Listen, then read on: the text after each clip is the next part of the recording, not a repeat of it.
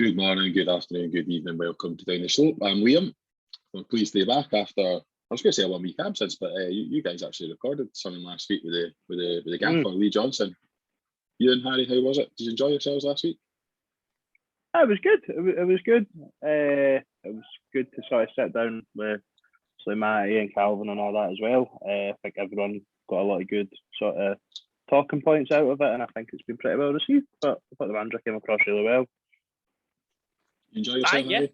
I thought it was a Barry time. It was good. It was interesting doing stuff with other podcasts as well, something a bit different. I think it's nice seeing us all collaborate on something. But I know that I was mighty impressed. I got called a Harry Clapper, as you coined it, Liam, because I was quite positive about Maloney when he was first appointed. But it was the experience that excited me over this one as opposed to the enthusiasm. So yeah, I was happy with how it went. Well, I'll be sure to make sure that I ask the tough questions tonight's Frankly podcast. Don't ask tough questions of people. So we'll be getting straight into the tough questions. And talking to a man who loves tough questions, we've got G back with us after what we reckon is about a 5 or a 6 week absence. Back by popular demand, I believe. How have you been doing? Yeah, I'm very good. Just wondering if Ewan could squeeze the word good in anymore. It's good to be back though. Well, that's 3 or 4 for you there, by the way, Brett. Yep. It feels like it's been a long time since the Forest sat down. Actually, it's probably, I don't know. Was Sean Maloney still manager? Probably. Oh God. That was that. I think towards the end of the season, I just really couldn't be asked talking about how shy Hibs were again. I'd had enough of that the previous 33 games, so I just wanted a wee break. But I'm back. And it's good to know, everybody, that Greg has not changed one iota in the time that he's been away. Mr. Consistency of the podcast. Well, that's what the fans tune in for. So that's what the fans tune in for, indeed. Hey. Right, let's get right into it. And we've got a couple of bits of business that we want to talk about before launching straight into our squad review of, I suppose, this season going into next season. Probably the biggest bit of news that's come out of the club in the last sort of week or so, sadly maybe, is the appointment of 2 new backroom team members, 2 assistant managers, as fate would have it. Jamie McAllister, who was much talked about, and I think probably in some circles maybe maligned a little bit as well, given his past career exploits, and Adam Owen have been appointed as assistant managers. I'll come to you first, Harry. What was your take on the appointment of those 2 individuals to the backroom team and the design of them both being assistant managers to the head coach manager? Being honest, I think it would be poor of me to pretend I know much about either of the 2 of them as individuals. But I do like the concept of having 2 assistant managers. I don't really understand why it's not something that happens more often. I think that it's something you see in American sports quite often. You'll have, like, you don't hate me for saying the words, but you'll have like an offensive coordinator and a defensive coordinator. So I'd like to think that they're 2 guys that kind of operate different areas of the pitch. So feeding into Lee Johnson, it'll be good to have not just an attacking mind or just a defensive mind with him, having that mixture of the 2. If Liam can collect himself. Just the minute you said offensive on a football podcast, I thought, there's maybe a few eyes rolling, like, right away. Yeah, no, I had to get one in there because we've not been on with Greg in a while. I get him angry. But yeah, no, I like the structure. Obviously, everybody's getting up in a tiffy, but again, it's not like he's a Hearts legend that's joined Hibs. It's just some guy who's had a handful of appearances for them, so it's not really anything that's got me too riled up. Do you think David Gray's going to be special teams coach then, Harry?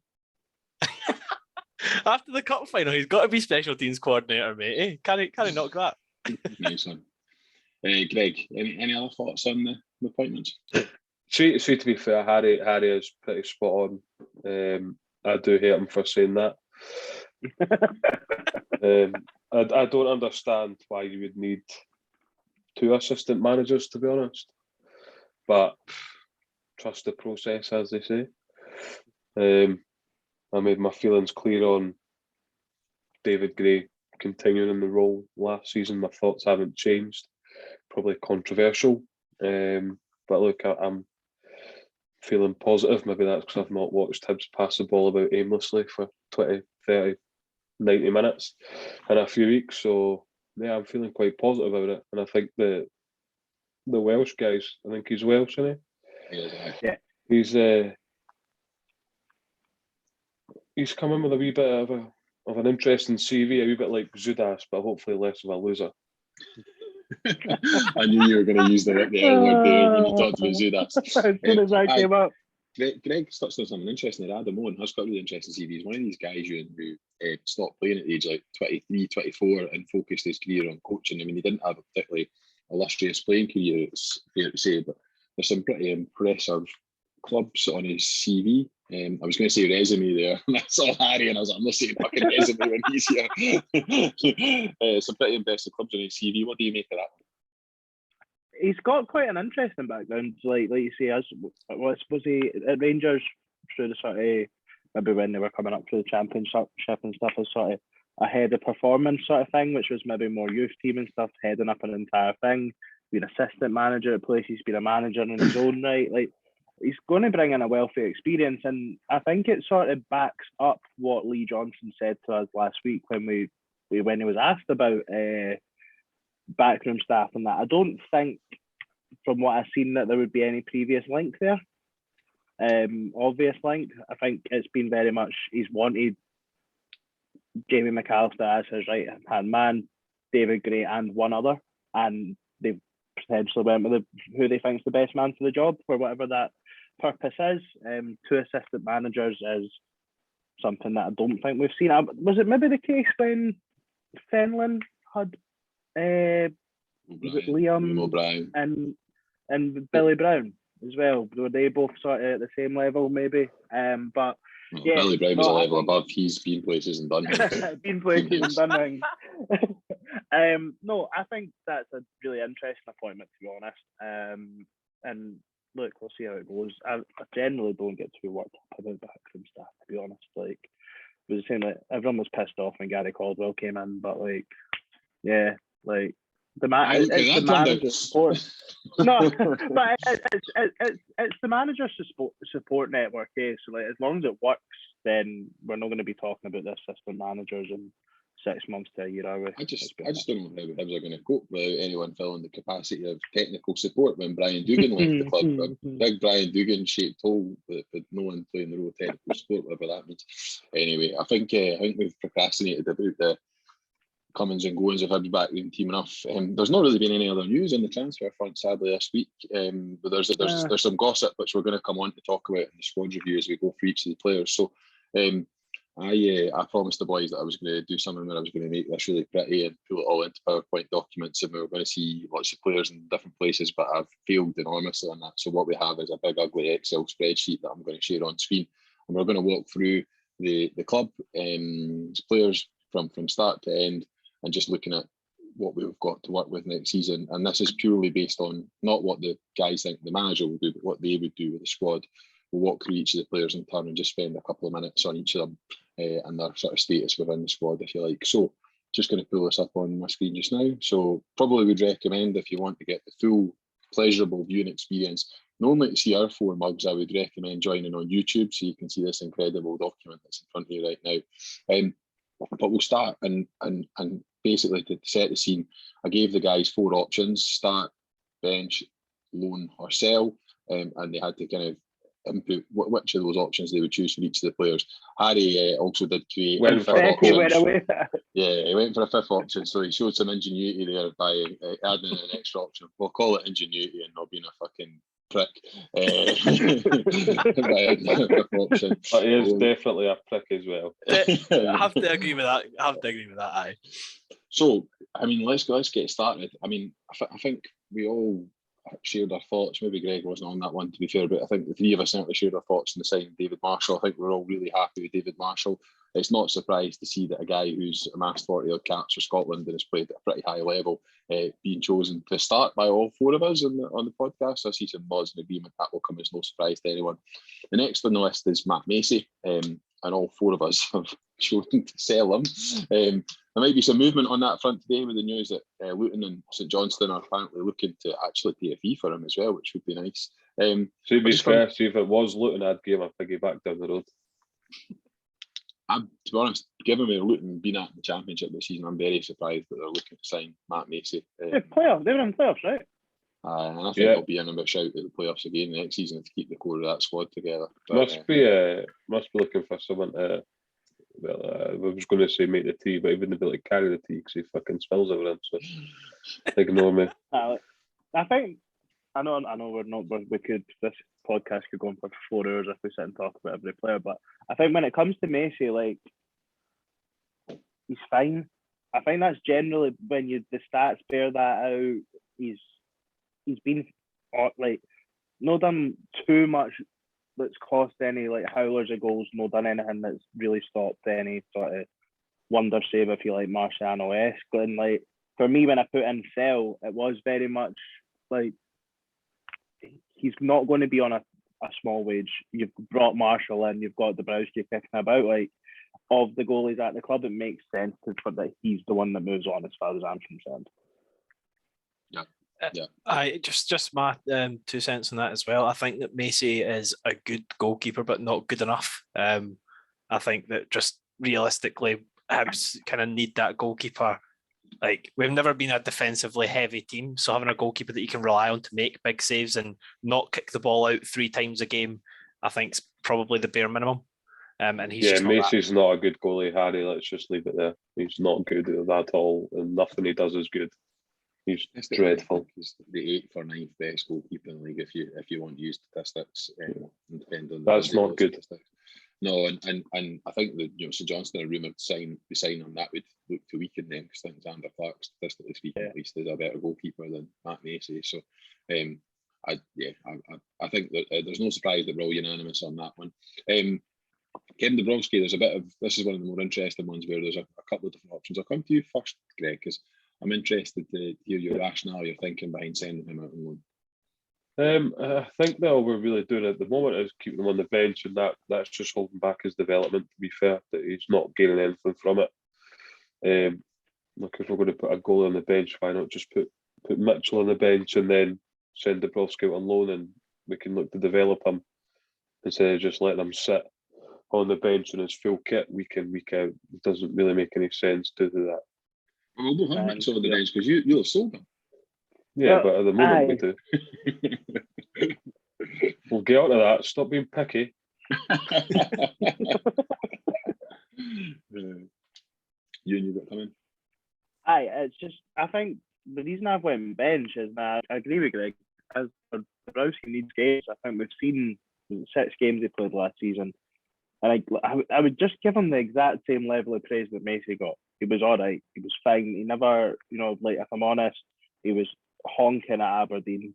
But you know what I mean?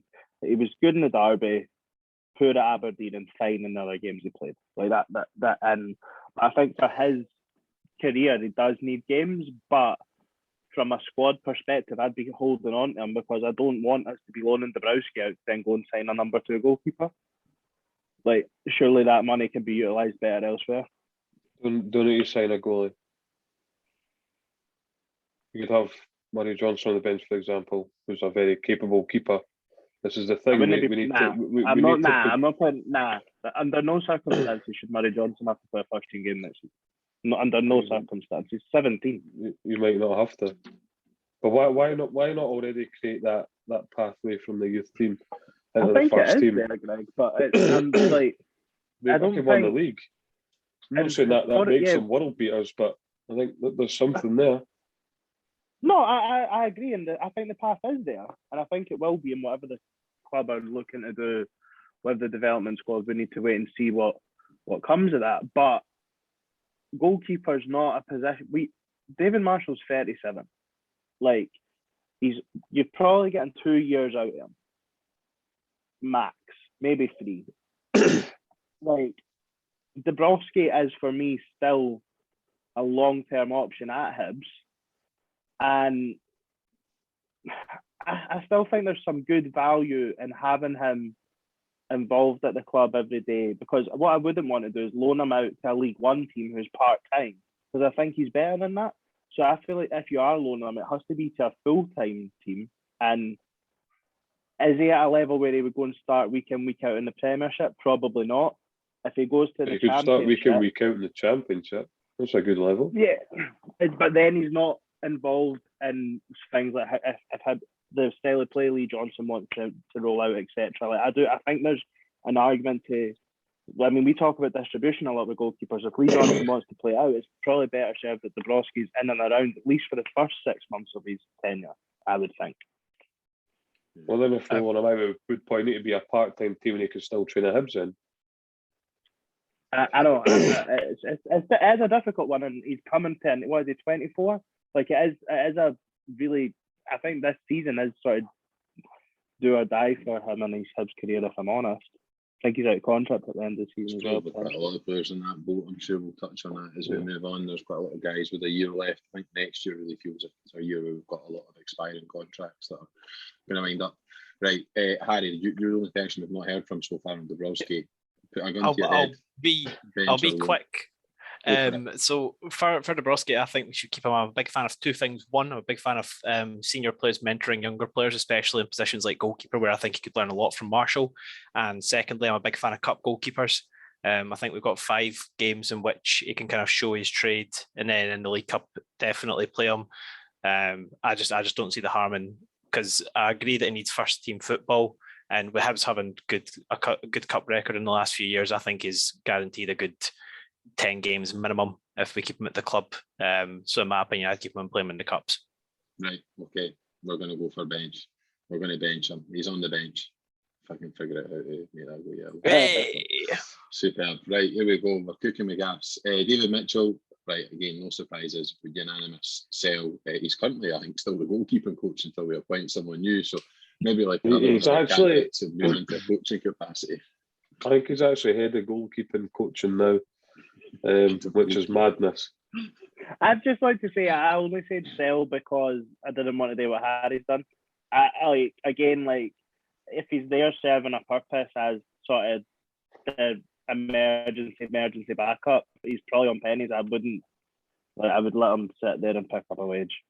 We used him, so why would we keep him? I didn't want to add in an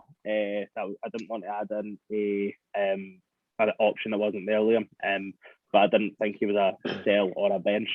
To be fair, Harry created a role for him. Because I always just use Harry's role as coach. Mentor. Right. Right, centre backs. He's not part of the squad. He shouldn't be seen as part of the first team squad.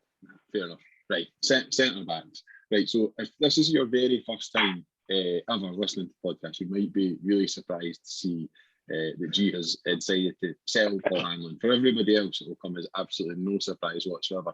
I'm going to come to one of those that's in the majority first, though. I'll come to you first, Harry. What's your thinking behind benching Paul Hanlon? I think Paul Hanlon's I don't think he's good enough to start 30 plus games a season. I think he's good enough to start 15. I think that strong depth is always a good thing to have, and there's not very many good left-footed centre backs in the Scottish game. He's probably in the top 5. I don't think that's incorrect. So having that in the squad, I think, is just a useful asset. Greg, might in the case of the prosecution, go on. He's definitely not in the top 5 anyway. No, top 5 left-footed centre backs. Name 4 better than him. Yeah. Oh wait, you can't. Me, 5 times. I'm not having it. How overstayed its welcome, adds nothing. Wouldn't even have a mentor anyone, because imagine learning off him. Definitely not. Has to go. Too much sentiment in this football club. He's first to go. Am I right in thinking that Hanlon's deal runs till the end of this season, and that's his deal up? I think that is, isn't it? He'll probably get a coaching role, to be fair. I'm not seems sure. to be the norm. I don't think that. Yeah, see, I don't think that's going to be on offer. Was it just from murmurs that have come out of the club, and I think potentially Lee Johnson mentioned it last week when I think it might have been Harry that asked about David Gray. I don't think we're going to see too many. I don't think Darren McGregor, Lewis Stevenson, and Paul Hanlon are guaranteed roles at the club in terms of coaching. There might be other things available for them, but unless there's a position that needs to be filled at the point in time they decide to retire, I don't think they're just going to be giving them. Whereas perhaps when Leanne Dempster and that were in place, maybe they would have been. Fair enough. Well, G, you mounted a strong case for the for the selling, but I'm afraid Paul Hanlon is going to be around next season. We're going to bench him, I'm afraid, based on the fact he's been voted from 3-1. No other reason. Yeah, that's fair enough. Liam, you need to start giving us your opinions. I will as we go. So I'll start with Ryan Porteous. I think we've all said that Ryan Porteous is a start. Again, a unanimous decision. I think my sense is that will probably be taken out of the club's hands, I should say, based on murmurs that we're hearing. I think we all recognise what an important player he could be, particularly when we're going on a rebuild. But got to put a question to you. He's only got a year left in his contract, so that probably reduces the amount that we could look to receive. Would you rather have, say, a paltry figure like 500 grand in the bank, or would you rather keep him for another year? Keep him. Yes or no? Keep him. North of 750, he sell. Under 750, sell. Just because I think, a couple of league positions, I think he is that important. So, if it was north of 750, then I would probably ship. But if what not, do you think, Harry?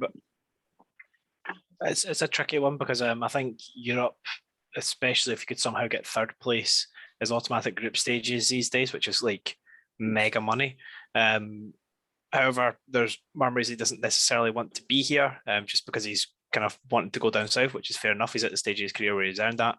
I'm about the same with you, but I'd say $1 million. If someone offered $1 million for him, I'd take it. But less than that, I'd feel we were short-handed. Right, we're starting him anyway. We're keeping him until which point we receive. And this hypothetical, we're signing him on a 5-year deal. Just for what it's worth, I wouldn't. Anything less than $1.5 million, I wouldn't sell him. To be honest, I don't see any value in that. He's a player that can get us European football. So the only thing I'd say to that, though, anything less than 1.5 million, I wouldn't take. Anything more than that, I would accept. But yeah, it's just that question of what does 1.5 million look like when that translates onto the pitch in terms of either another players, but also what is the difference? What is 1.5 million in prize money? Is it maybe a League Cup win, or is it the difference? I don't know, but unfortunately, it's not my job to recruit. No, but that's when you're saying there's no value. I think there probably is. I'd like to think the club have a figure. I would much rather watch Ryan Porteous for last season than get anything below 1.5 million. That's my value. Yeah, I would get much more value out watching him every week than accepting less than 1.5 million. Yeah, and I don't think that's a bad thing for the club to do either. I think that's, to be honest, if he's suspended, positive. then I like that because he's putting the tackles in, so I don't mind it. Or kicking people in the balls like it was Aberdeen at home, wasn't it? Nothing wrong with that, as long as it's hooked in the grass. Class. Right, Porteous is staying. We're signing a 5-year deal. The next one, right, well, this is where Harry's ingenuity comes in interesting. The three of us have said sell. I mean, clearly I'm not thinking sell Dan McGregor for mega bucks. My thinking was sell him, but actually really need to just find a role for him somewhere else in the club, because I think he probably does, based on his service, I think he probably does deserve some sort of coaching role if that's what he's interested in. But I think we're all kind of agreed that probably not a first team player next season. Aye, because I was going to be a proper dick and I was going to change the Hanlon one to like McGregor role, where in the sense that I don't really want him as a bench player, but I want him to be there if needed. So yeah, but for McGregor, I couldn't bring myself to say leave the club because that would just kind of break my heart. Greg, you have full permission to call me a loser. I'm not going to do anything that you say. If I call you a loser, it's on my terms. Oh dear, loser. Right, we've created a whole new category for Harry, just for Harry. Why McGregor? Just out of curiosity, is he a defensive coach, Harold? He'd be defensive coordinator, mate. I think he'd do a really good job. Perfect. I agree. Yeah. Right. Defensive coordinator sounds good to me. Strolled that against the Johnson, though. Strolled that against Cheeky. He did, to be fair. He can win a header. The next guy, I don't think I've ever seen a guy who has played so few minutes for Hibs, love Hibs quite as much as this guy. Alan Del Ferry, Mr. Green Loveheart on Twitter. He just absolutely, I think he's his own best PR person. He just seems to love tweeting about a club that he's played a grand total of about 7 minutes worth of football for, which is really quite impressive. I think there's a bit of a consensus here in terms of benching him, but I'll come to you first, Harry, just because you've gone for a slightly different option. What's your thinking behind loaning Mr. Del Ferrier? As you say, I love the guy because his enthusiasm in that, but I just haven't seen enough. Well, I haven't seen anything of him to say that he warrants being on the bench. Like, ideally, I think we have a full new depth of centre backs, excluding Porteous, next season. I still think the guy's really young, and from what I've heard from reviews of him, really raw. I don't think that a season in the Championship to try and get a bit of physicality about his game would do him any harm. Championship is the league of physicality, after all.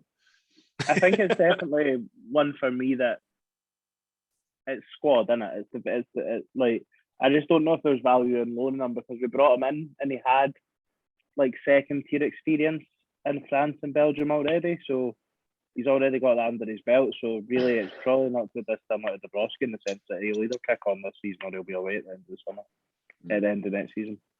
Should probably say with him as well. I put him in centre back, so I think he's as much a right back as he is a centre back. And I think he came on and played holding midfield. You can kind of put folk like that absolutely anywhere. I'm not going to spend too much time talking about Del Ferrier, because I think he is probably a guy who I can't see him playing a huge number of minutes next season. So it does feel a bit like wasted effort talking about him in any real detail, but we'll stick him on the bench with the others. Right. Oh, I've spelt his name wrong. Oh, dearie me. That's the first error. Right. Don't even get the wee accent in there either. This is amateur hour. It is, mate. Tell me about it. If I knew how to do an accent on that keyboard, for sure. Right. Mr. Josh Doig, another one who we expect there's going to be a little bit of interest in. I think, am I right in saying it was Sheffield United who appeared with a bit of interest in him maybe about a month or so ago. Unanimously, we're saying we're going to start him. Greg, how important is this upcoming season for Josh Doig and his development? It's huge. I mean, he had a very good first season. He maybe didn't start last season very well, but he finished the season strongly. I don't see any benefit in him leaving, to be honest. I don't think it would be good for him. I don't think it would be good for his career. But if he was to get another year at Hibs, developing, playing week in, week out, that's only going to help him, to be honest, in the way that he was playing towards the end of the season was top class. So I don't really see any benefit in him leaving. I think he's quite a clever enough boy where he can understand that as well. So yeah, I think joy to watch when he's running down the wing, taking players on. Maybe he needs to do that a wee bit more. But I think under Lee Johnson, who likes to play with wingers and likes to get forward, this could be a season where he really clicks. Could be interesting for Doig moving into a back four as well. Obviously, he was used more often than not in a sort of back three, back five system last season. Maybe a bit more onus, a bit more pressure on him to go forward. But he also kind of played on the left of the back three. So hopefully those are all things that will aid his development if we do go back to, I think as we all probably suspect, going back to playing with a back four. But consensus reached, Josh Doig as a starter next season. The next man, Mr. Hibbs, Lewis Stevenson. Four of us. Again, another. It's fucking amazing when we all agree. Lewis Stevenson, 4 times over on the bench. Lewis Stevenson's been one of our best players this season, though, Ewan. Aye, yeah, but he shouldn't have to be. He was, and we spoke about it. I think everyone's if we played him in midfield all season, would we have finished in the top half? Probably not. Probably we wouldn't have.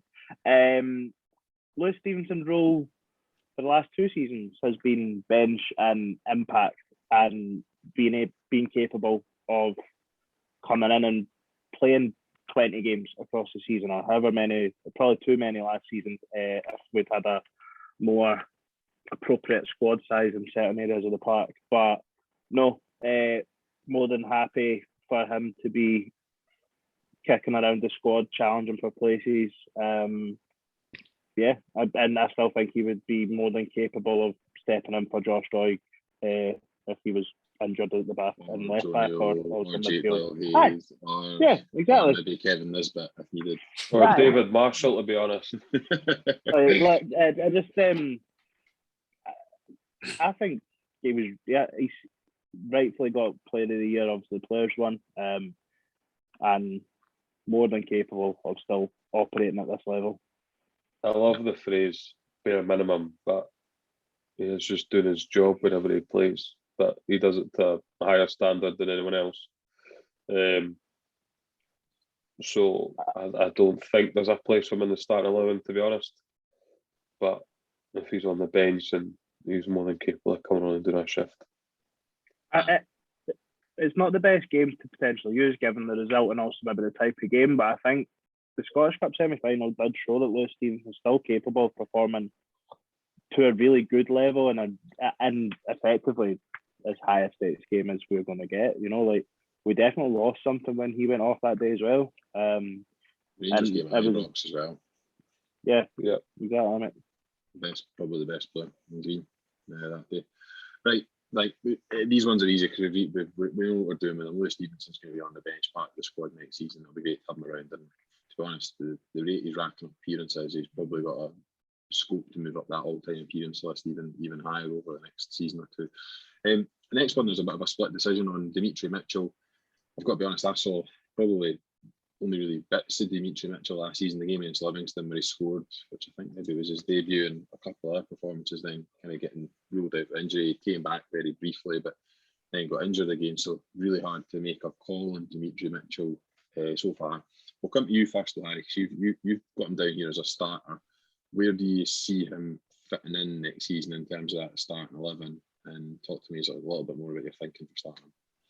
Being honest, I see him as a starter, but more of a winger, to be honest. I think that he's like direct players sound like they'll be the type of players that will work well in Lee Johnson's system. And that's the thing that kind of struck me immediately when he came into the team.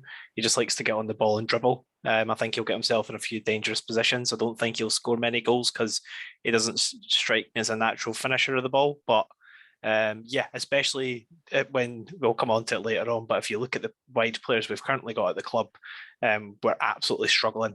So for me, we'd need to bring in at least 2 or 3 players before he's put down to the bench when it comes to the either left or right wing role. I think he's versatile to play either. You've probably seen just as little with Dimitri Mitchell as I have, Greg. What's your thinking about having him on the bench? Well, more of an impact player, to be honest. I don't think he's a player that offers what we need for the 90 minutes. I think he is more of an impact player. Don't get me wrong, I don't think he's a bad player and can maybe step in when others are out. But for me, he doesn't get a game over Josh Doig anyway. When a Doig's playing that more advanced role or whatever, he doesn't get a game over him. So for that, I would have to say the bench. Right. It's going to be a tough one to decide on you, and you've not got the casting vote going. Convince me that Dimitri Mitchell's to start. I think he's better than being seen as a squad player, which was generally how I treated categorising people as bench. We can say how good Josh Doig is. Dimitri Mitchell contributed more goals and assists than Josh Doig did last season. So, you know, like I didn't speak about Josh Doig. I think Doig's got to massively improve in the final third. If I'm honest, his crossing's pathetic. He kicks it out of the park for crosses more than Macy did for goal kicks. But I think Mitchell's a really good option to have. Will he be a dead cert starter every week? No, but I just didn't. I felt categorising him as bench was wrong. I think him on the left hand side with Doig could probably work quite well, alongside a duo that I'd like to see on the right hand side. So I think right now he's the starting left winger. Right. What comes in, we don't know. Okay, you had me. You convinced me. You said, and then I'm convinced more goals and assists, and then you came up with that stat about Josh Doig hitting more things out for crosses than Matt Mason did for goal kicks, and I just immediately invalidated the stat that you used. No, so but I'm afraid you've lost that. Lost all credibility. Yeah, oh, but yeah. Too far. Agreed. Doig has a really bad tendency of, I don't know if he tries to cross when he's off balance or that, but on 2-3 times a game he'll get to the byline and his cross just does nothing. It'll just drift out over the back of the net. He's young and I'm sure it'll improve, but he does really need to get better in the final third. He should have more than one goal for me. No, I don't disagree with that, but the hyperbole was too much for me, so I've had to mark him as yellow. Right, the next two were so easy. So you've probably got, I think he was our consensus player of the season, and he was certainly the fans' consensus, more importantly, player of the season last season, Chris Cadden. No surprise to see him as a starter. and then Harry Clark also a starter. Let's just very quickly touch on each of these. So Chris Cadden, if Lee Johnson plays a 4-3-3 or 4-2-3-1, what position does he play, Greg? Not centre half anyway. He would probably have to play it at right back, to be fair, and then I'd maybe move Clark up to the three in the middle. So yeah, I would have to play right back. I think right back or right wing back is his position. Anywhere else is a no-no. Ewan shaking his head, don't really give a fuck. You would have to right back or right wing back are the only two options for me. Ewan will come up with some mad stat about how Chris Cannon puts more balls at the pitch than Matt Macy as well. But, yeah. No, I just don't think he's good must be enough. something in the water in Alloa. He's just not good. He's just not good enough at the back to play right back. Like he's just not good enough in a flat four to play right back. I think we've seen it a few times this season. Like, I don't think there's been evidence of Chris Cadden having a good game as right back. If to answer your question, Liam, if it was a 4-2-3-1, he plays on the right of that. If it's a 4-3-3, then I think he could potentially do an option on the side of the midfield three or on the right wing. But for me, just like I mentioned with Mitchell and Doig, I would like to see Cadden and Clark given the right hand side, and I think that gives you plenty of threat on both wings and a little bit of flexibility as well. But I don't think he's good enough for the flat back four. So okay, Ewan, we're coming up to Paul McGinn. You can make a case for him in a flat back four. Paul McGinn's better at right back than Chris Cadden. Can I just say something? You're literally basing this off a guy who you've not seen play right back. How many times did he play right back last season? With two managers that played three at the back. Who he played right back against Dundee United and got ripped up for arse paper. He then played against Maloney, switched to a back four 2 or 3 times and got absolutely done as well. But the one game he started at right back, he got ripped for arse paper by Dundee United. What game was that? We got beat 3-0. 3-0 game where everyone was getting ripped for arse paper. Your main man, Paul McGinn and Paul Hanlon were getting absolutely torn apart. Paul McGinn wasn't playing. Well, fucking Hanlon then. To be fair, he also had a few shoppers at left wing as well, but you and what doesn't play there right once. back and left wing. I just don't think he's good enough at right back. I just don't think he is. Where would Harry Clark fit in, Harry? Harry Clark, for me, I would rather see Harry Clark behind Cadden and see him at right back if it was a flat back four. I also think he's versatile enough to play centre back, but I don't know. It's a difficult one because he's the type of player that you want to see him in the team. But I think what Greg said is quite interesting. I think he could actually do a job in midfield. I think he's tenacious enough to and he's good on the ball. So I actually think the role that Doyle Hayes played, but a slightly more dynamic ball carrier. Mind when we played Martin Boyle at the right hand side of a diamond? Was it Aberdeen at home? I think maybe one of Jack Ross's first games. I could see Harry Clark working well there. I think you raised that point a couple of weeks ago, did you, Lynn? I'd like to see him on the right of the three in the middle, to be honest. I think sort of tucked in ever so slightly. I think he's a good enough footballer to be able to play that position. And I think he's got that aggression. I don't think he'll be here next season. No, I kind of feel the same, to be honest. I think the mood music probably feels like he won't be, but you never know. But anyway, we've all got him and Cad there as starters. No surprise there. Those were 2 of the easy ones. Right, this is a slightly more contentious one because this person has, I was going to say just signed a contract extension, but I think the contract extension was signed or triggered a while ago. Paul McGinn is going to be at the club for another year, just in case you missed it. We forgot to mention it in the news because, it's obviously hugely newsworthy. But, G, you are not of the opinion that Paul McGinn should still be around. And no. You've opted to sell him. Tell us why. Can't defend, adds no value. Dreadful in the cup final against Celtic. Him and his pal Hanlon sold each other. Just don't think he's even good enough for the bench, to be honest. Whether people agree with that or not, I'm not really bothered, but he's not good enough for the bench, in my opinion. He is bottom 6 club. I know obviously we finished there last season, but we are better than that as a football club. He's a St Johnstone player. Not for me. I don't think he adds enough value to the squad. I understand he scored goals last season, probably one of the only ones that did, but I just don't think there's enough defensive qualities about him, and enough footballing about him to warrant getting kept. He's triggered a contract which is extremely fortunate for him, but yeah, I don't think he's got enough ability to be at this football club. Nah, fair enough. And he's an absolute loser as well, just in the bargain there. You just had to get a wee bit extra something on top of there, some sprinkles. Of course. Sprinkles on top of that today. I mean, my thinking on Paul McGinn is very much that he's probably had more good games than bad for me over the time that he's been at the club. I think there's definitely merit in him for me being around on the basis that he can probably fill in at least two positions. But I think you said, Ewan, maybe weeks ago that you'd be worried if he played more than 15 games a season. I think the problem with Paul McGinn and his time at Hibs is he's been relied upon far too heavily for me. He's played too many games. He was signed as a guy to come in and back up because we had an injury.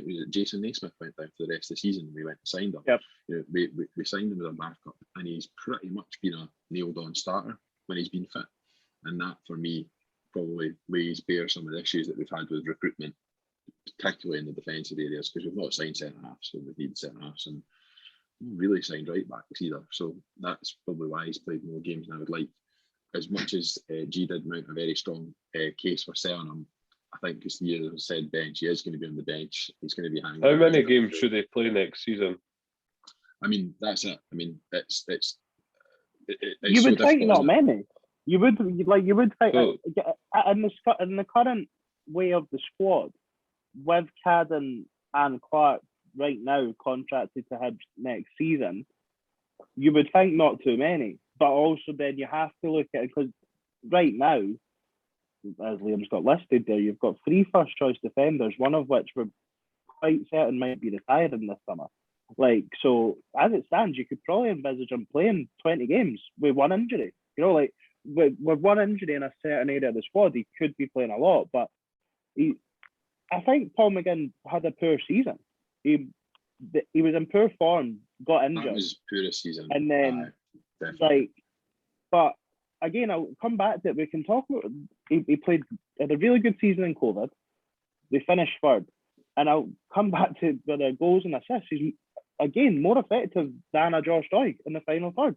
Whether you like it or not, whether you think he looks clumsy, whether you think he puts in bad balls, whether you think he got a lot of stick at the start of the season for there seemed to be a trend of goals coming in from the right-hand side, but stop the cross or defend the cross better, whatever, but he's effective in the final third for someone in that position, especially someone that spent a lot of time at right centre-half as opposed to even right-back or right wing-back. I know goals and assists can sometimes be a little bit clouded, it could hit off a la James Scott, hit off your arse and go in, but it's just, I think he had a really hard time at this season, probably rightfully so, but then it's continued even when he was injured and stuff, which I would question. On Paul McGinn's epitaph, when he goes, it will say he was a solid pro, full stop. That'll be the words used to describe him, because that is pretty much epitomises what he is, the guy, solid pro. Anyway, that's us covered goalkeepers and defenders. It's been a bit of a slog to get through those. It's taken our time, so we're going to be up the pace of the second half. Harry, I love you for your controversial shouts and your opinions that come over the place. Talk me through your rationale for selling Jonio. All right, so let me tell you about Jonio. Jonio, I've heard enough of Harry already. Under Jack Ross, when we finished. On. Well, can we? I thank someone let me speak. Thank you. Under Jack Ross in the season we finished third, Jonio had a very good season. He was consistent throughout, and he was definitely one of our better players. It's worth noting that during that season, he had some very bad performances, and that coincided with the rest of the team having very bad performances. This season, I think Joe Newell was incredibly subpar. I think he was very underwhelming. And when we needed leaders, particularly in the middle of the pitch with Kyle McGuinness going down, it was a perfect time for Joe Newell to step up and be a proper leader of the team. And for want of a better term, he shat the bed. I think that the biggest game of the season, he lost the head, got himself sent off. I think consistency is not called out on it enough. He's massively inconsistent. He has one good performance and then goes quiet for the next 4 games. When we had Doyle Hayes come in the team, he didn't do anything to help develop Doyle Hayes' game, and they both just clashed with each other the entire season. I think that I would love Newell to stay and prove me wrong and make me look like an absolute arsehole, but I think he's on good money. And for the type of player that Johnson wants, I don't think that Newell's good enough. I think that he's overhyped, especially on the basis of last season. And unless he can get consistent and can actually perform when the team's not playing great, I don't see the value in him being a permanent starter at the club. I disagree with any of that, by the way. You don't disagree with that? I know I've put him in to start, but I think Joe Newell, when he's on his day, is one of the best midfielders in the league. Yeah, 100%. But he has his day 10 times a season.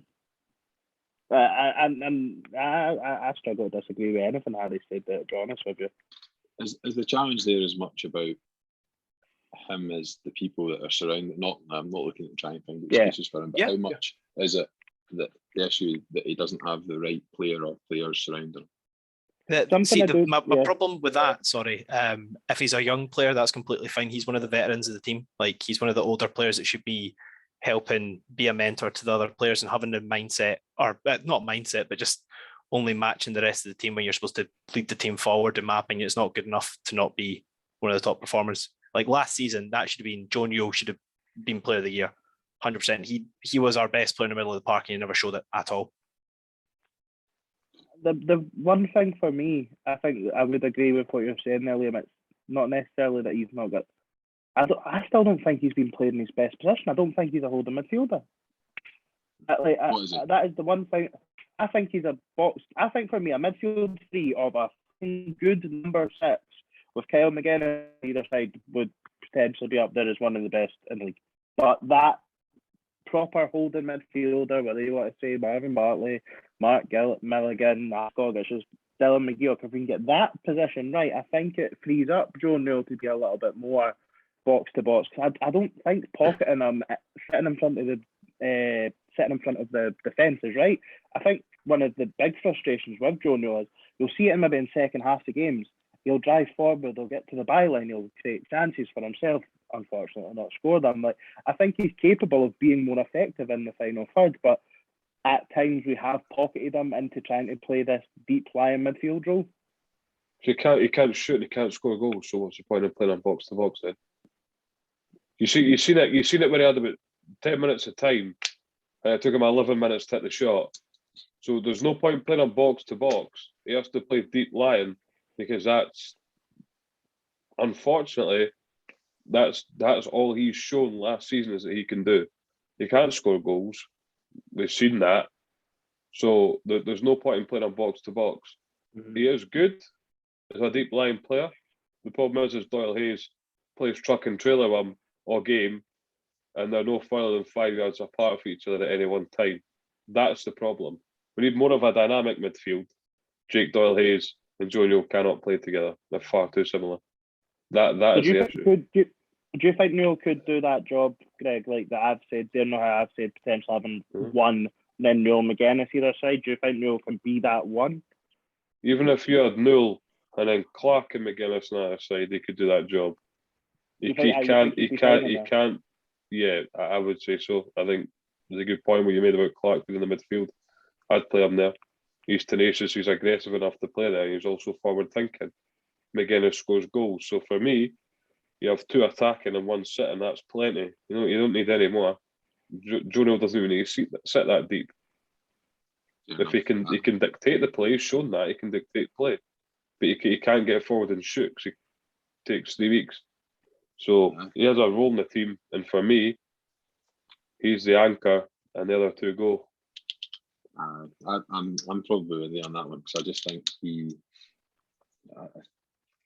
far too often he's got himself in positions where he's got a bit further forward to shoot, and he's not done it. There's so many games last season, or just the efforts have been tame, and I just don't think playing him any further forward and he's not going to contribute anything in terms of goals is a bit of a waste, really. So he is going to be around. We're going to start him, but only just.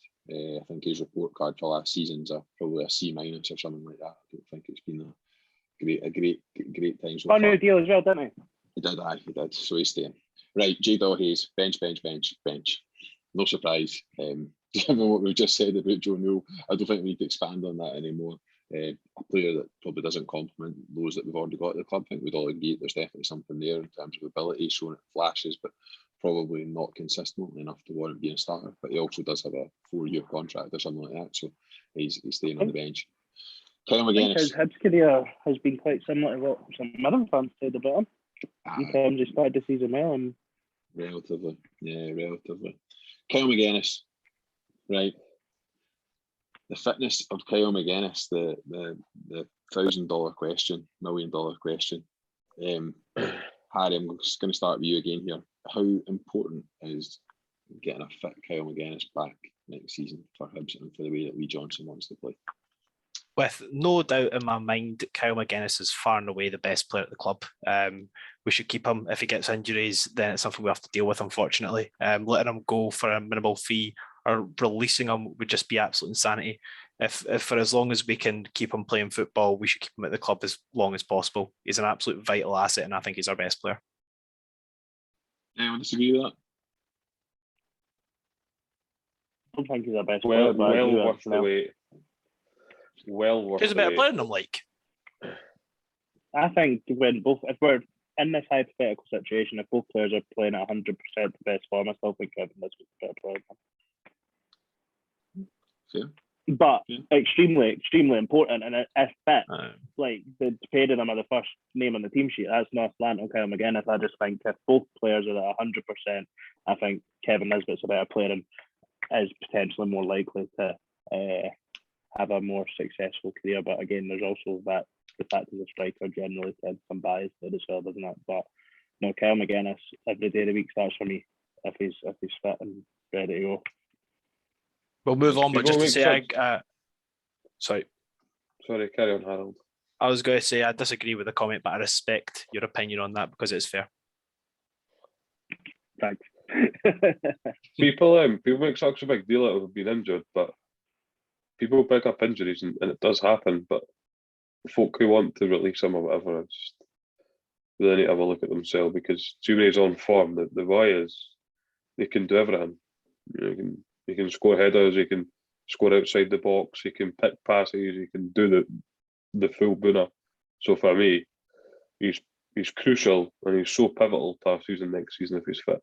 I think people, people sorry, Liam, only going. No, I was just going to say, I think if you're going to play a midfield three where you're asking your team midfielders to be more versatile than the ones that we've got at the moment, he's probably, for that reason, probably first name in the team sheet. And then the next one behind him in terms of versatility is a guy that doesn't even play midfield for me, and that's Harry Clark. So immediately you've probably got two of those midfield three positions filled. But time will tell. You can just quickly finish us on Kevin McGuinness. No, yeah, I just think people pinpoint this. Oh, we didn't replace Martin Boyle or Kevin Nisbet's injury and stuff, but the season went downhill as soon as Kyle McGuinness got injured. The impact that he had on the team in the first, mid-August through to the late September, through the sort of early European games and then the early league games, the whole dynamic of the team changed when he dropped out of it. We went on the run under Jack Ross that he never recovered from, and it was huge. Joe Newell was probably a much better player than Kyle McGuinness was there. Jake He's probably a lot better. He is massive for this Hibs, and right, McGuinness, starter, if fit, starter. Right, okay, next one, Josh Campbell, the much maligned Josh Campbell. So I was the one who was the outlier here. I said loan him, and I think loan him probably from the perspective of realism. I think it's going to be difficult to offload that lengthy contract. I think actually it makes probably more sense from the club's perspective to loan him out, and hopefully he goes somewhere where he plays some really meaningful minutes and contributes maybe in the Championship. Maybe in League One, I don't know, for a club maybe higher up in League One. You guys have all decided to sell him. So on the basis that I'm outvoted 3-1, Izovsky, because I didn't really care that much either, to be From honest. a practical point of view, Liam, you're absolutely correct. You're not going to release him or sell him this summer for his contract, but I mean, this is recorded. Josh Campbell is never going to rack up hundreds of games for Hibs. I don't think he will, and yeah, sell because this was a hypothetical. You're never going to rack up 100 of your subs, but I don't think he will. You are softening. He's not going to. He's no. And I know I generally try to be positive, but he's no, and he's just not at the level to play for Hibs and where we want to compete, unfortunately. Just before we move on, sorry for tangenting. With better recruitment and better depth last season, Campbell probably could have had a career at Hibs, and he was completely crucified because he had to play back-to-back games, and I feel sorry for that reason for him. I don't think he's a dreadful football player, but I think that period from December to January absolutely killed him. You have to play back-to-back games as a professional football player. He didn't have to play back-to-back games when the club was struggling. He had to play about 7 games in a row, which you shouldn't have played in. For a young player, that's difficult when you're breaking into a football team. But he's part of the squad, so he's trusted to play the games. Aye, but he was thrown into it without much in the way of preparation. Like, obviously he goes to training every day, but he's not training as like a first-team starter. You shouldn't just expect young players that are playing for the first time to hit the ground running. So 7 games back-to-back is nothing as a professional football player, Harry. He's at the club, he's training with the first team, he's expected to play games. That's it. If he's more about playing 7 games back-to-back, then that's up to him. But for me, that is literally his job, is to play football games for the football club. Right. I think what Harry's saying's got merit in the sense that I don't think any young player should be coming in unless they're an exceptional talent, a la a Josh Doig, because there was games where Josh Campbell was very evidently out of his depth, and he still played the next week. I think there is definitely merit. Even seen it in Josh Doig's first season when Jack Ross took Doig out of the team, and we've all praised him because it kept him fresh. He took him out for a couple of games and they adjusted and stuff, but he's just a slightly poorer version of Joe Newell and Jake Doyle House, even though he played left wing for Edinburgh City. We spent a lot of time the recruitment team didn't sign anyone. Obviously, they trust that Josh Campbell can do the job as a football player. So for me, that totally negates your argument for me. But there we go. I was going to try and move us on there, and I think I have now successfully to just put Josh Campbell in the red. We're going to sell him. He's Izovsky. Superb. I love decision making by committee. It's really straightforward. Ewan Henderson. I was going to say Harry talked me through Henderson, and it occurred to me you guys are probably too young to remember Harry and Henderson's, aren't you? You remember Harry and Henderson's? Nah, I think that was back in the. No, actually, that's when Greg started walking his dinosaurs back in the day. So Greg might remember that. Harry and Henderson's a show about I think it was a gorilla. Good to see Harry's still got his NHS specs on. I think it was a gorilla that a family stumbled upon, and they moved the gorilla and lived in their house. Slightly older listeners will remember Harry and Henderson's form. It was a very good sitcom. Anyway, Harry, talk me Henderson. You're the only one who's starting him next season. What did you see from you and Henderson that makes you think he should be a starter next season? I just think in a better team, which hopefully we'll have after the summer, I just think he was a good player in a crap team. I think that with better finishers ahead of him, I think we would have seen a lot of goals set up by him. I think that he got himself in really positive positions. He wasn't as clinical as we would have liked him to be, but I think that if he keeps on doing that and in a better team, those chances will come more often. I think that he'd absolutely thrive. And at the moment at the club, apart from McGuinness, we've not really got any form of creative midfielder. Like Newell and Doyle Hayes proved that they can't be the creative outlets in the centre of the park. So what I don't understand until you've signed another 2 or 3 players why you would have Henderson on the bench. That convince you, Ian? No. I look at you and Henderson maybe similar to Beach and Mitchell. I think never going to be guaranteed starters, but they're definitely good options to have. And the only way I differentiated between you and Henderson and Mitchell was I feel Mitchell could be a starting left winger if Kyle McGuinness and you and Henderson are fit. Kyle McGuinness is a slightly better player, well, significantly better player for me in the position of attacking midfielder. So it's just missing out on the starting 11 for me. Right. He's on the bench. I'm just getting other people to make my decisions for me. It makes it easier. Henderson. Means I don't have to get involved in any of the arguments. Henderson, you're on the bench. Right, here we go next. So I think Lee Johnson said his correct pronunciation is Nohan Kenna. So we're going to go with Nohan Kenna. No relation to Jeff Kenna that used to play for Birmingham City and Republic of Ireland. That'll come as a surprise to who've seen the two people that I'm talking about. Nohan Kenna, right. Don't know how to segue off of that. Nohan Kenna on the bench. You've decided to start him. Well, talk me through why you're starting him. I watched his montage and I was bought in like a fool. Watched the 3-minute video and that was me sold. For the first time in years, I'm going to get a hip strip and I'm going to get Kenna on the back of it. I like this boy. We've been missing. I like the fact he gets booked and doesn't even play. I'm a big fan of that. He can kick it real hard and real long as well here, so he'll be good. Enjoys a tackle, so that's something we could do with. On the bench. Wow. I think he's going to be my new Slivka. I can see that coming. I just went bench Liam because he's 19. I know we talk about age on this podcast a lot, but I would like to think that we're looking at a little bit more experience to come in and start next season. And maybe I might be wrong with his age there, but I apologise if I am. But I think we've spoke about a sort of range of experience that we want to see brought in this summer, and for me, I'd love to be wrong and that he comes in and tears the place up, but having never kicked a ball really in first team football, I don't expect him to come in and start 30 plus games this season. League Cup could be the perfect testing ground for him next season. I think, to be honest, based on what I've seen of him and what I know about him in terms of his age, I think he's more likely to be a bench player and a starter from the beginning of next season. But who knows, he might break in over the course of the season. So I'm going to mark Nohan Kenna yellow, I'm afraid. Sorry, guys. Sorry. I don't have much analysis to put in. I just want to say that I would die for him. I love him. I think he's amazing.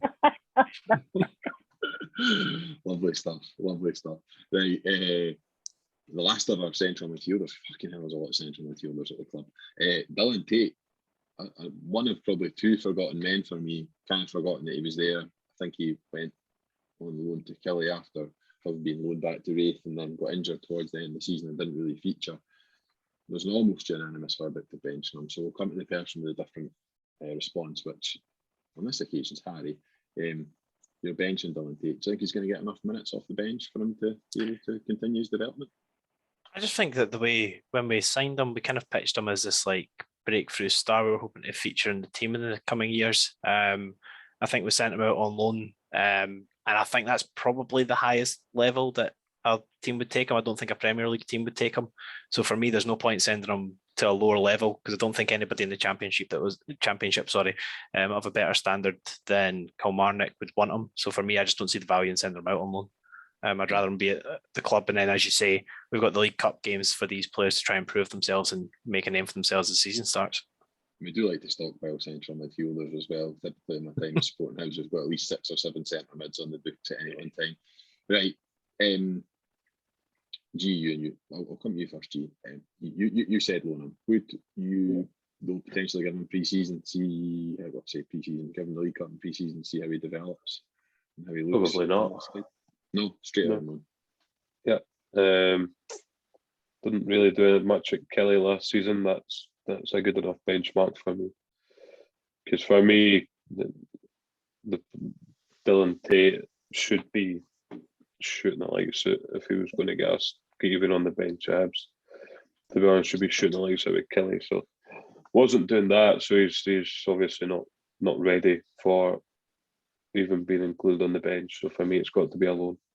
Is there an argument to say that when he was on loan at Wraith Rovers, it might have been bad decision making on the club's behalf to recall him from Wraith Rovers, a team that I think under John McGlynn people would generally recognise played through the midfield and played football, and then send them back out and loan to Derek McInnes Kilmarnock side or Tommy Wright Kilmarnock side, whoever was manager at the time, and midfielders generally watch the ball go over the top of their head at those clubs. Yeah, you're probably right, but then you look at Wraith's downfall, so once I we think- signed Goodwillie, that was it. That was our season over, to be honest. And I mean, in a team like Kilmarnock, he'll be dominating every other team in the league pretty much. So Right. he should be controlling games if he's going to even get a sniff at the bench. Fair enough. I think just purely based on the fact we've not put anyone out on loan yet. Let's actually send someone out on loan. Dylan Tate, you are going out on loan. Sorry, Harry, you've lost out on that one, I'm afraid. That's Right, all right, what- mate. That's all right. Wide players, right? So a wee bit of context for wide players, because I think one of the things I've picked up for all the press and all the media Lee Johnson's done so far is we are going to be needing wide players at the club, like proper wide midfielders. We've got 3 on the books at the moment, and I think all 3 of them have probably not exactly amassed a huge number of minutes between the 3 of them, and not a single one of us have said in the 4 options against the 3 players that they would start any of these players. So clearly the club will be needing to recruit some wingers who will come in. So probably don't want to go over each of these in turn as individuals. But what I would say is I think we've probably reached a wee bit of consensus on that we don't have starters for these positions next season.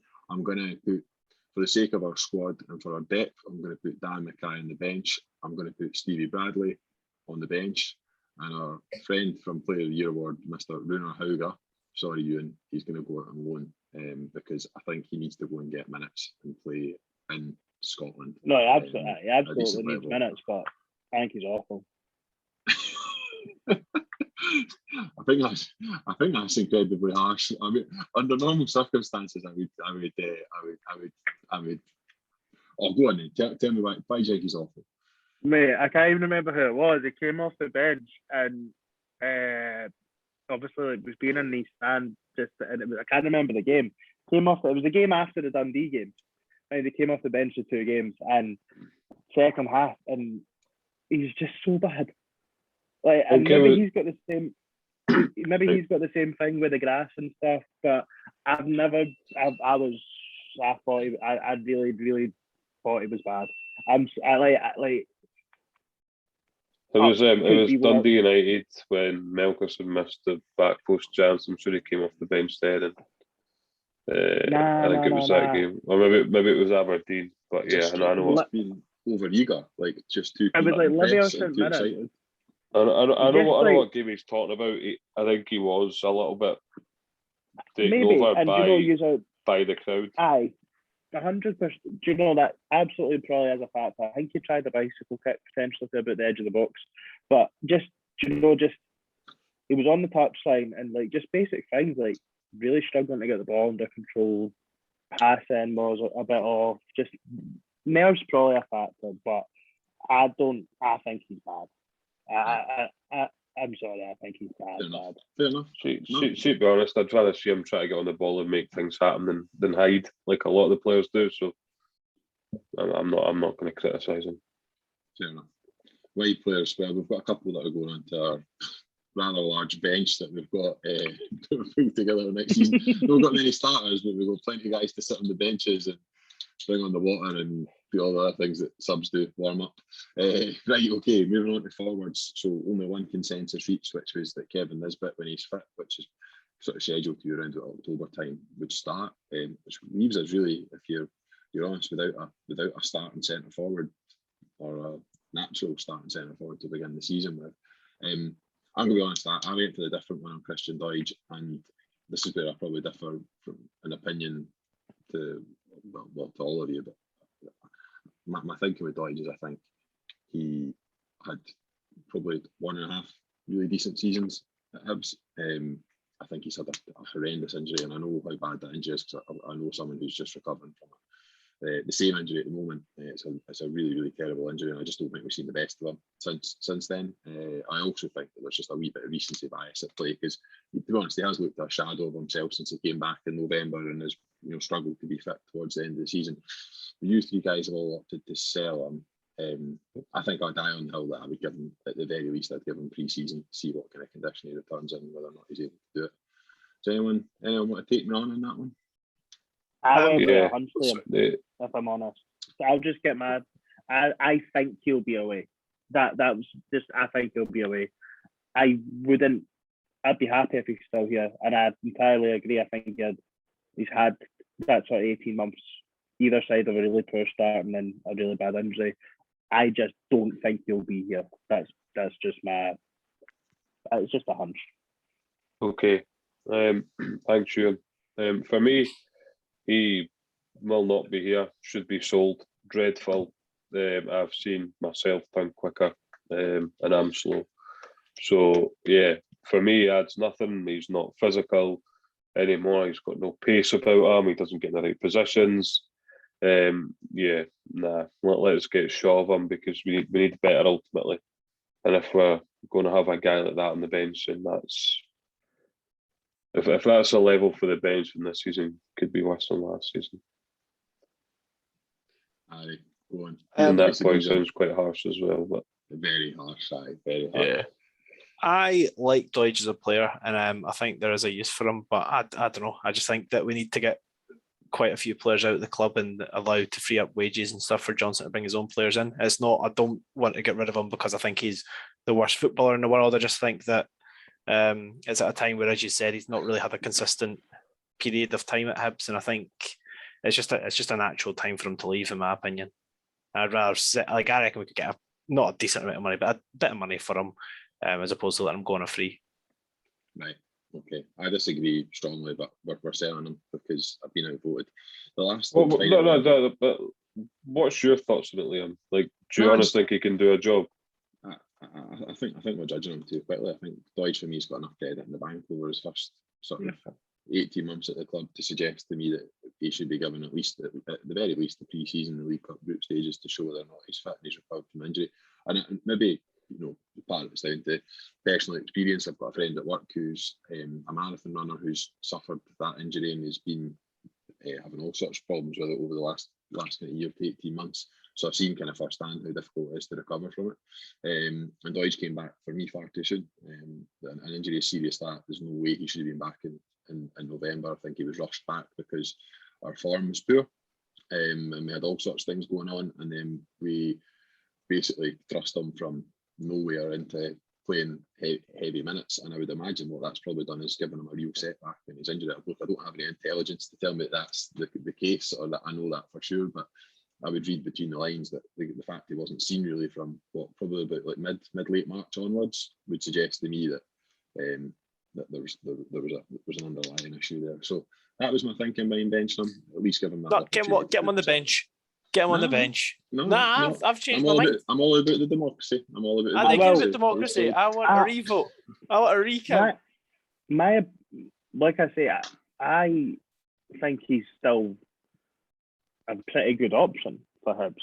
I just think he won't be here. I'm not basing that off. I don't necessarily want Hibs to sell him. I just think I'm not even sure Christian Doidge would be happy with a role that we can offer him as second or third fiddle. He might want so. I'm not sure he will be here, but I would like him to be. I know I put sell, but it was for other reasons. He might not be. He might not be the centre forward that Lee Johnson wants. And if we're going to play wide men in the 4-3-3, and I don't know how I don't know if it's me that's been leading it that way, but I've kind of settled on that's going to be our formation for next season. So when we don't line up in a 4-3-3, I'm going to be surprised. But I do think for me, he's probably not a lone centre forward. He probably is a guy that plays in a 2, and how many teams play 4-4-2 these days? Not a huge number. So yeah, we'll see. Right, Melkerson's the last one. Melkerson's missed chances last season. I mean, there's a number of them. They had obviously a game where he was on fire, but really that was the only kind of, I suppose, right mark in his record. Harry, you've loaned him out. Where are you loaning him to? Just out of curiosity, to get that experience. What kind of level? It's difficult because I don't know. I think just with the type of player he is, I think like League One down south, I think would be quite good for him. Like that's a league in which pacey strikers that try and run him behind would thrive. He's not really the excuse for him coming in when he didn't get thrown into the first team straight away. He's not used to grass. He'd get a decent amount of exposure to grass pitches down there, and I think that a league that plays 46 games in a season, he wouldn't have to start every week to get a good number of minutes under his belt, but I think he definitely would start. So I don't see the value in sending him to a team in the Championship. I don't think any Premier League team like if he hits the ground running like we want him to, potentially strengthen people that could take over us if next season's league's any similar to this one. So yeah, I'd say down south, maybe League One, like pushing like playoffs, pushing the title, League One. But yeah, that's where I would put him. Convincing argument, Harry, but sorry, you know, go with 3-1. So Melkerson is, I mean, this bench. I mean, let's hope that the development squad or the B squad, whatever they're called, have got plenty of games next season, because that bench is looking mighty full. Right, okay, so that's us kind of concluded our review of the squad for this season upcoming. I think it's fair to say there's some pretty startling gaps in our starting 11. So if we look at our starters, we've got a whole 7 of them. So we've got Marshall and Graves, we've got Porteous, we've got Dive on the left-hand side, Cadden and Clark both on the right-hand side, McGuinness in the midfield, and Nisbet. Oh, I've missed out Joe Neal. So Joe Neal will go in that.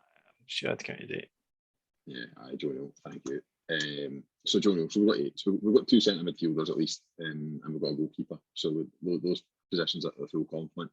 I think it's fair to say, looking at that, we're probably missing some width, and we're almost definitely missing a centre back.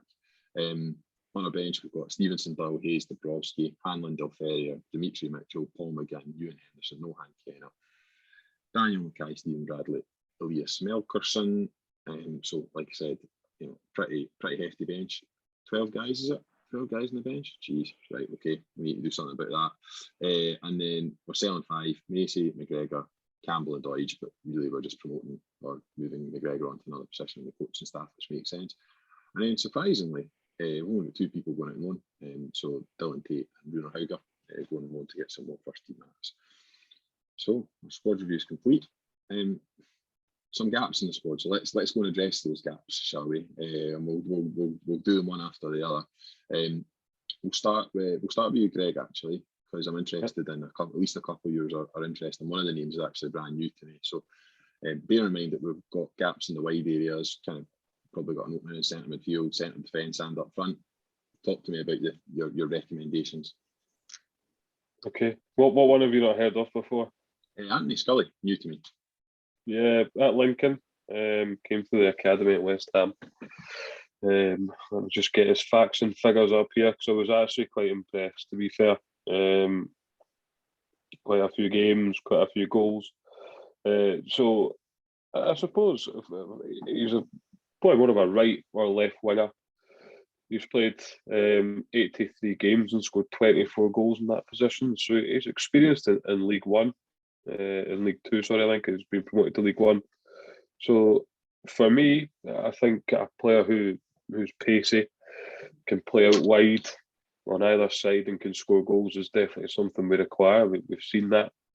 We had to skip past the wide players section because we didn't have any. So he would fit in there perfectly. Not quite made it to the Republic Island first team yet, but has certainly played games for the youth teams, under 17s, under 19s, under 21s. So for me, I think he's only 23. I would be very, very interested to get him up the road, see how he copes with the Scottish game. But I think the ways the leagues he's been playing in it. I don't know. I'm not that good. I'm just giving you names. He's been at Lincoln for 2 years now, so maybe an extra year he's got. So I think that it's just a name that next season. Yeah, a name that I've picked out that could be promising. But I think his record's pretty decent for a wide player. So. You got that part right. You got a wide player, and I think if we were going to sign Anthony Scully, we would need to sign Dutch winger Hans Mulder to play on the other wing. Mulder and Scully, nice action. Yeah, I think that would be an absolute essential. He is 35. I mean, he hasn't kicked the ball in a few years, but I think for the pattern it would be good. Anthony Scully, okay, I like that wide player recommendation. That's good. Let's go to a name that's maybe a wee bit more familiar to you and talk to me about. So we're definitely missing a centre half. Talk to me about Conor McCarthy. What would he bring? I think over his spell at St Mirren, he's probably been consistently one of the best in the league. Probably a player that goes overlooked. I think centre backs can often struggle to garner that reputation if the team that they play in doesn't perform well. But I think it's pretty well known, especially under Jim Goodwin. St Mirren's issue was putting the ball in the back of the net. They were relying on players like Eamon Brophy and Curtis Main, now two players that consistently score against Hibs and nobody else in the league. I think Conor McCarthy's done a really good job there. He looked set to make a move last summer. He did throw his toys out the pram a little bit at the start of this season by all accounts and found himself out of the team. But St Mirren improved alongside himself in terms of his performances, and they have been a much better side when he's been in it. In terms of profile, good experience in the league, good age.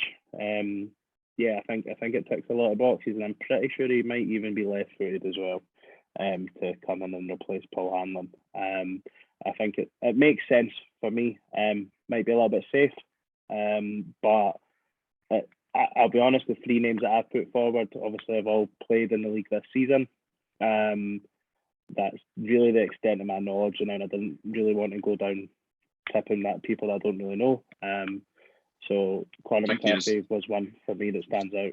I think he's right-footed based on having seen him play. He definitely fits the bill in terms of being out of contract. Sorry, I'm thinking of McCarthy being left-footed. And someone who's a Cork City fan replied to me saying that he thinks he's away to Spain. He's got an offer in La Liga or La Liga 2. That was a while ago and that hasn't happened yet. So I think the only reservation with McCarthy, I think in terms of the characteristics of the centre half in this league, I think he's got it all, but does seem to be a wee bit injury prone. Spent quite a bit of time out of the team at St Mirren.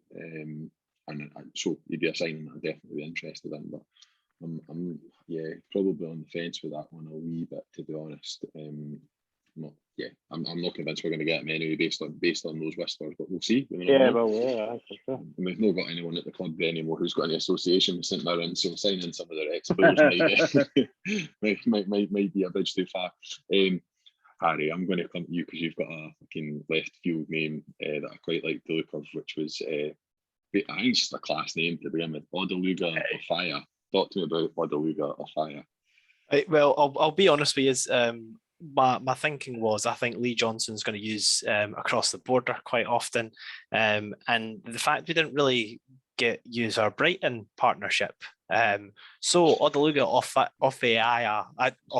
Ofaya, how are we pronouncing it? As a centre back, I've done some reading into him. He's highly touted by fans of the club, and the coaches of the club say that he's a very promising talent. He played 21 times in the Premier League 2 last season, and he's just a big, tall, powerful centre back that likes to carry the ball. I don't think he's going to come in and be a starter next season, but I think he'd be a really good depth option. It'd be the type of loan that I would hope with the partnership we've got with Brighton that we could probably secure without fee and for 2 years. I don't like signing teenagers for a 1-year contract, so we can get him for a couple of years because he turns 20 in October. So by the time he leaves us, he'd be 22 and hopefully ready for Premier League football because he rips it up that much in the Scottish game. So yeah, I'm as you can tell by my options, I'm kind of gunning for getting centre backs in. The second option there, Ross Graham, another relatively raw option. Ross Graham, I believe, made his debut in January for Dundee United, and another one that's just hit the ground running and been very impressive. He kind of reminds me of Jason Kerr in the way that he plays. He's confident on the ball, also good in the air, and pretty dominant in one-on-one situations. I've not seen anything from him that says that he wouldn't be an absolute star if he signed for the club. Only problem with him, I think he would probably cost a fair bit of money to take him from Dundee United. I don't know how long his contract is, but because he's young, I wouldn't expect it to be too short. He's an interesting one as well, because I think he was on loan at Dunfermline in the first half of last season. Dunfermline fans thought he was terrible, and anyway, he went to Dundee United and he's pulled up trees. So a bit of a small sample size, because he's only maybe played like 15 games, but he's still relatively young. I think I might be right in saying he's left-footed. I believe so, yeah. I got that wrong before, but I think I might be right in saying he's left-footed. So he's definitely an intriguing one, but as you say, would definitely require a fee to take off Dundee United's hands, which maybe makes it unlikely, but you never know, I suppose. I'm going to touch on a couple of mine, if that's all right, unless you've got anything else you want to say on Ross Graham, Harry. No, I just wanted to cover our backs, just in case some of the rumours that I've seen in the papers are true. I'm just going to say that this podcast thinks Conor Ronan's shite, and that is all. That's a worrying one. I'm going to talk to a couple of mine. I mean, you'll be familiar with Stephen Fletcher, a man that probably needs no introduction, unless you're 15 or something like that, then maybe it does need an introduction. I don't know, but yeah, obviously had a very, very good career, and I think he's someone who's probably eked every single ounce of talent he's got out of his body, and therefore, you know, I think that is to be respected and looked up to, and I think he's a great role model for some of the other forwards in the team. Don't know how likely or unlikely that one is, but he'd definitely one I'd want.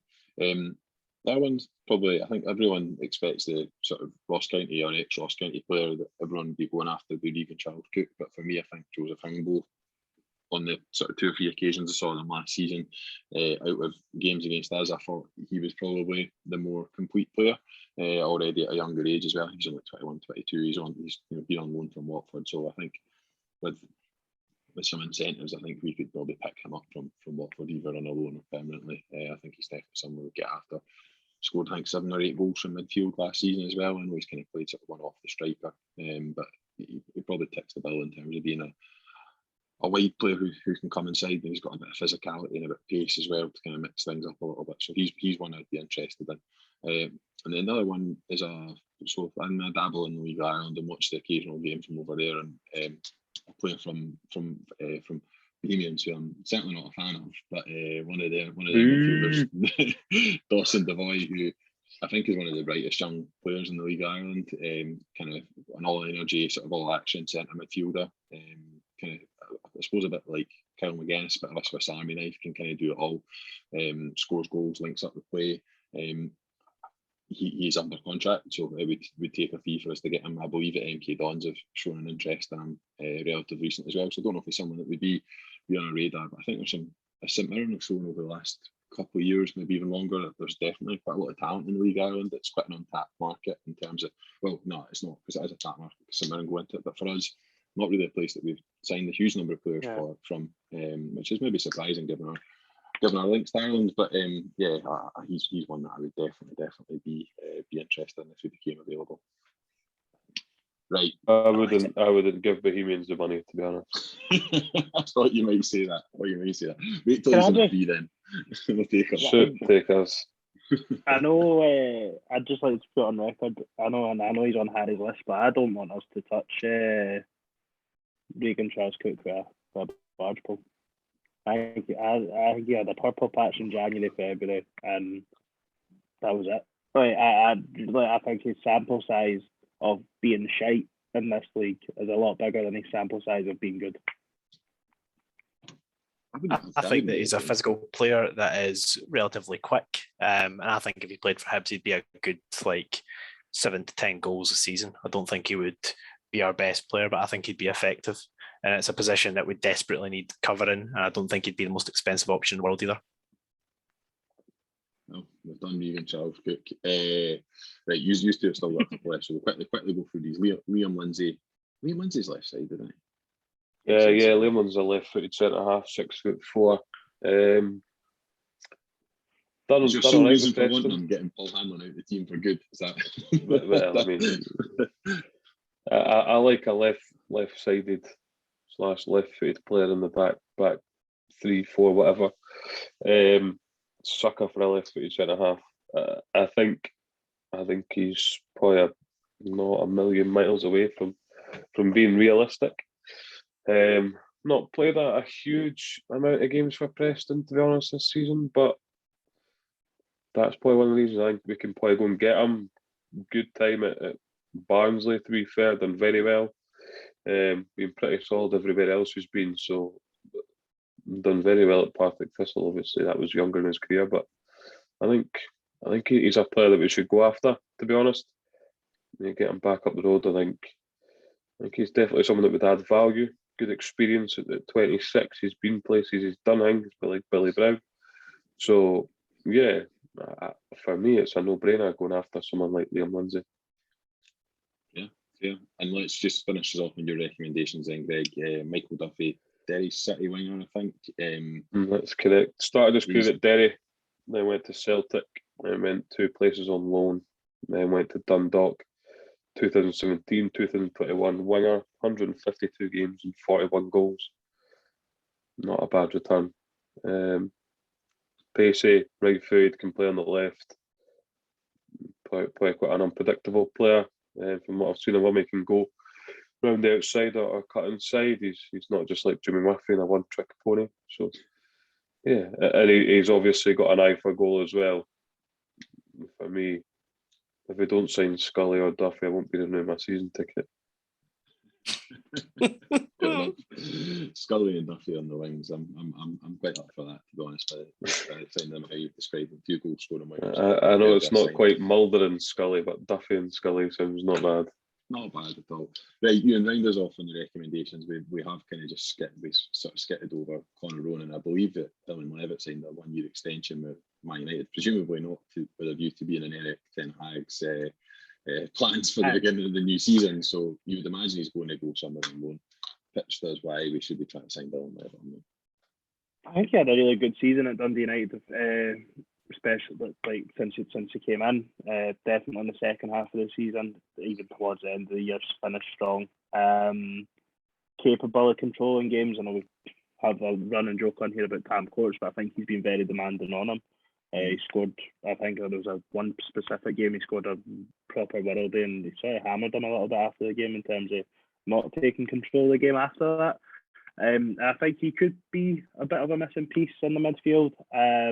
High energy. I think that's what we expect from Hibs this season. You know, we've spoke a lot about number 6s, and maybe that is because Sean Maloney spoke about a number 6, but there's nothing here to suggest that Lee Johnson might not want all energy across the entire of the park. And I think that's the sort of player that we should be looking at.